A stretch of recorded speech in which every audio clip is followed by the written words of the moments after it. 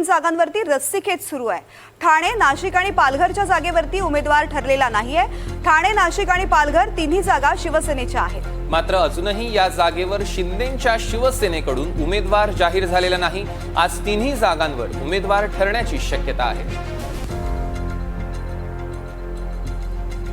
महायुतीच्या तिन्ही जागांवर आज उमेदवार ठरण्याची शक्यता। शिवसेना आणि भाजपमध्ये तिन्ही जागांवरून रस्सीखेच। नाशिक, ठाणे, पालघर या जागांवरती रस्सीखेच अद्यापही सुरू आहे। शिवसेना आणि भाजपमध्येही रस्सीखेच सुरू आहे। नेमक्या कुणाला या जागा जातात, कशा पद्धतीने या जागांचं वाटप होतं हे पाहणं महत्त्वाचं आहे। या संदर्भातला निर्णय आज होऊ शकतो। आपण बघतोय आता उमेदवारी अर्ज भरण्याची वेळ जवळ आलेली आहे, तरीही अजूनही तीन जागांवरचा तिढा कायम आहे। आज उमेदवार ठरण्याची शक्यता।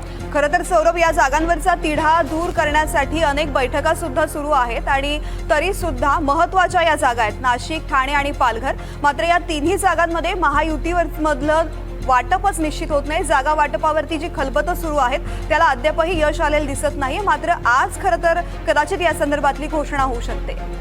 निश्चितच तृप्ती, तुझ्या पद्धतीने सांगितलं, ठाणे हा खरं तर मुख्यमंत्री एकनाथ शिंदे यांचा जिल्हा आहे। बालेकिल्ला शिवसेनेचा समजला जातो, तरी अजून देखील तिथे जागा निश्चित होत नाहीये। नाशिकमध्ये तर कुठेतरी आपण बघतो एकाच जागेवर तीन तीन चार चार जण आपला दावा करतायत। त्यामुळे ह्या तीन जागांचं नेमकं काय होतं हे आज कळण्याची शक्यता आहे। खरं तर नाशिकच्या जागेमध्ये अनेक ट्विस्ट येत आहेत सौरभ। अनेक नेत्यांनी दावे केलेले आहेत। खरं तर बऱ्याचदा असं सुद्धा झालेलं आहे की आज हा तिढा सुटेल, आज नाशिकच्या जागेसंदर्भात घोषणा होईल असं वाटत असताना पुन्हा एकदा कोणीतरी दावा करतंय आणि मग कुणाला जागा जाणार याकडे सगळ्यांचं लक्ष लागून राहतं। खरं तर नाशिक, ठाणे, पालघर या जागांवरती रस्सीखेच सुरू राहिलेली आहे। मात्र महायुतीचं हे जागा वाटप इतक्या खलबतांनंतर सुद्धा सुटणार नाही अशी अपेक्षा कुणालाच नव्हती। खरं तर ज्या पद्धतीनं आमची महायुती आहे असं सांगितलं जातं त्या पद्धतीनं अगदी सहजपणे हे जागा वाटप होईल अशी अपेक्षा होती। मात्र अद्याप त्या अपेक्षा पूर्ण होत नाहीये।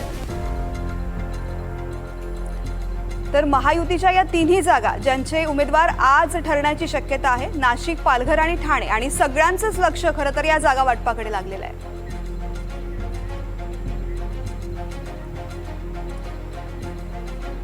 सौरभ, आपण ज्या जागांसंदर्भात चर्चा करतोय त्या संदर्भातली अधिक माहिती घेऊयात आपले प्रतिनिधी अक्षय कुडकेलवार यांच्याकडून। अक्षय, खरं तर तीन महत्त्वाच्या जागा नाशिक, पालघर आणि ठाणे ज्याचं महायुतीमधलं जागा वाटप अद्यापही निश्चित होत नाही। मात्र आज अपेक्षा आहे की आज तरी हे जागा वाटप निश्चित होईल आणि कुणाला नेमकी ही जागा मिळते हे स्पष्ट होईल का?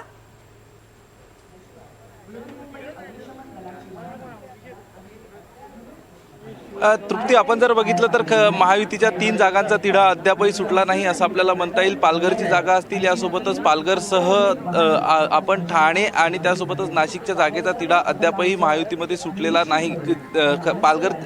नाशिकच्या जागेवरती छगन भुजबळ यांनी आपला दावा केला होता। त्यांनी तो दावा सोडल्यानंतरही नाशिकची जागा नेमकी कुणाला हे अद्याप स्पष्ट झालेलं नाही। यासोबतच आपण जर बघितलं तर पालघरच्या जागेवरनं आणि दक्षिण मुंबईच्या जागेवरनं कालपर्यंत रस्सीखेच सुरू होता। मात्र दक्षिण मुंबईची जागा ही काल शिवसेनेला देण्यात आली आणि यानंतर आता पालघरची जागा भाजपाच्या वाट्याला जाते की काय असं चित्र निर्माण झालेलं आहे। मात्र ही जागा देखील अजूनही जाहीर होऊ शकली नाही। सगळ्यात महत्त्वाचं आपण जर बघितलं तर ठाणे, जे मुख्यमंत्र्यांचं होम ग्राउंड बघितलं जातं, या ठाण्यात देखील अजूनपर्यंत उमेदवार जाहीर होऊ शकला नाही। यावरूनच कुठेतरी असं दिसून येतंय की जागा वाटपासंदर्भात अजूनही महायुतीमध्ये जो रस्सीखेच आहे तो रस्सीखेच कायम आहे। आता आपण जर बघितलं तर शेवटच्या टप्प्यातील निवडणुकांचे उमेदवारी अर्ज भरण्याची शेवटची तारीख देखील जवळ येत आहे आणि अशा परिस्थितीत अद्याप जर उमेदवार जाहीर होत नसेल तर महायुतीला कुठेतरी येत्या काळात निवडणुकीमध्ये हे जड जाऊ शकतं आणि याचा परिणाम निवडणुकीच्या निकालावर देखील तृप्ती आपल्याला बघायला मिळू शकतो। अक्षय, खरं तर ठाण्याची जागा जितकी महत्त्वाची तितकीच नाशिक आणि पालघरची जागा सुद्धा महत्त्वाची आहे आणि नाशिकमध्ये तर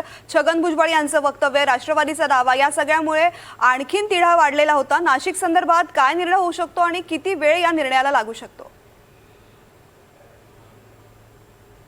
आपण जर बघितलं तर नाशिक संदर्भात छगन भुजबळ हे गेल्या अनेक दिवसांपासून आग्रही होते। त्यांच्या माध्यमातून तयारी देखील करण्यात आली होती। मात्र अलीकडच्या काळातच आपण जर बघितलं तर मोठं आरोप प्रत्यारोपाचं युद्ध शिवसेना आणि राष्ट्रवादीमध्ये नाशिकमध्ये आपल्याला बघायला मिळालं। खरं तर नाशिक ही जागा आपण जर बघितली तर विद्यमान खासदार हेमंत गोडसे हे शिवसेनेचे आहे, त्यामुळे शिवसेना आपला दावा अधिक प्रबळ करताना त्या ठिकाणी बघायला मिळतं। अशातच आता छगन भुजबळ यांनी नाशिक निवडणुकीतनं माघार घेतली, म्हणजे उमेदवारीची जी शर्यत शर्यत सुरू आहे, त्या ठिकाणी रस्सीखेच सुरू आहे, यातनं आता आपण इच्छुक नाही अशा पद्धतीचं वक्तव्य छगन भुजबळ यांनी पत्रकार परिषद घेऊन केलं. त्यानंतर आता भाजपा देखील हा दावा करते आणि या माध्यमातून शिवसेना देखील दावा करते. मात्र याचा अंतिम फैसला नेमका कधी होतो हे आपल्याला बघावं लागेल. निश्चित. अक्षय, धन्यवाद या संपूर्ण सविस्तर माहितीसाठी.